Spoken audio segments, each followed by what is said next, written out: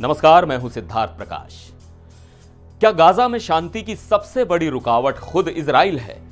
यह सवाल मेरा नहीं, बल्कि तुर्की के राष्ट्रपति रेसेप तैयब एर्दोआन का है। एक तरफ मिस्र में गाजा को लेकर 2 साल से चल रही जंग को खत्म करने के लिए महामंथन चल रहा है, दूसरी तरफ एर्दोआन ने एक ऐसा बयान दे दिया है जिसने जियोपॉलिटिक्स में भूचाल ला दिया है। आज हम इसी खबर में डीप डाइव करेंगे, समझेंगे कि एर्दोआन ने ऐसा क्यों कहा, इसका शांति वार्ता पर क्या असर पड़ेगा और सबसे बड़ा सवाल, क्या हमास और इजराइल के बीच डील पक्की होने वाली है? बने रहिए मेरे साथ। तो हुआ यह है कि तुर्की के राष्ट्रपति एर्दोआन ने अपनी रूलिंग पार्टी के नेताओं को संबोधित करते हुए एक बहुत बड़ा और सनसनीखेज बयान दिया। उन्होंने एक तरफ तो हमास की तारीफ की, जी हां, आपने सही सुना, उन्होंने हमास की तारीफ करते हुए कहा कि उसने अमेरिका के राष्ट्रपति डोनाल्ड ट्रंप के शांति प्लान पर सकारात्मक रुख दिखाया है। लेकिन इसके तुरंत बाद उन्होंने सीधा हमला बोला इजराइल पर। उन्होंने कहा, शांति की राह में सबसे बड़ी रुकावट इजराइल के हमले हैं। एर्दोआन यही नहीं रुके, उन्होंने यह भी साफ कर दिया कि शांति का सारा बोझ सिर्फ हमास और फिलिस्तीनियों पर डाल देना न तो सही है न यथार्थवादी। उनका इशारा साफ था कि अगर शांति चाहिए तो जिम्मेदारी इजराइल को भी उठानी होगी। अब सवाल उठता है कि एर्दोआन ने यह बयान आखिर अभी ही क्यों दिया? दरअसल इसका सीधा कनेक्शन है मिस्र के शर्म अल शेख में चल रही अति महत्वपूर्ण शांति वार्ता से। यह बातचीत अब अपने तीसरे दिन में पहुंच चुकी है और अब खबर यह है कि अमेरिका और इजराइल के और भी बड़े अधिकारी इसमें शामिल होने वाले हैं। इसका मतलब यह है कि अब बातचीत उन सबसे मुश्किल मुद्दों पर होने वाली है जहां आकर डील अक्सर टूट जाती है। तो चलिए अब समझते हैं कि आखिर पेंच फंसा कहां है।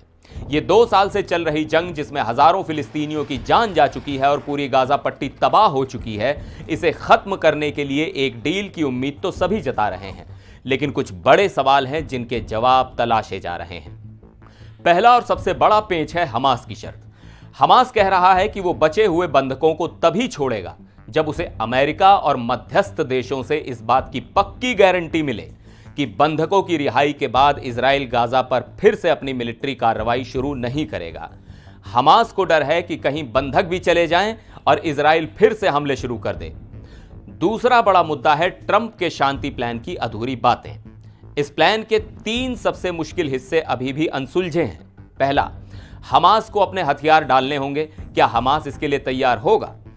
दूसरा, इजरायली सेना गाजा से कब और कितनी संख्या में वापस जाएगी, इसका पूरा टाइमलाइन क्या होगा?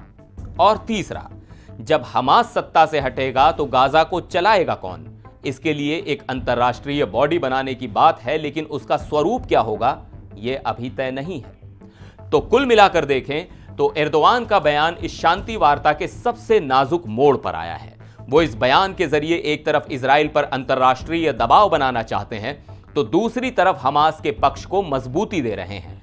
एक तरफ उम्मीद की किरण है कि शायद यह विनाशकारी जंग खत्म हो जाए, लेकिन दूसरी तरफ अविश्वास की गहरी खाई और वो मुश्किल सवाल हैं जिनका जवाब मिलना अभी बाकी है।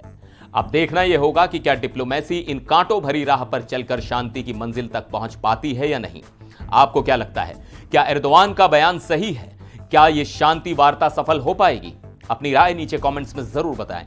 देखते रहिए एनडीटीवी इंडिया। फिर मिलेंगे एक और वीडियो में, तब तक के लिए नमस्कार।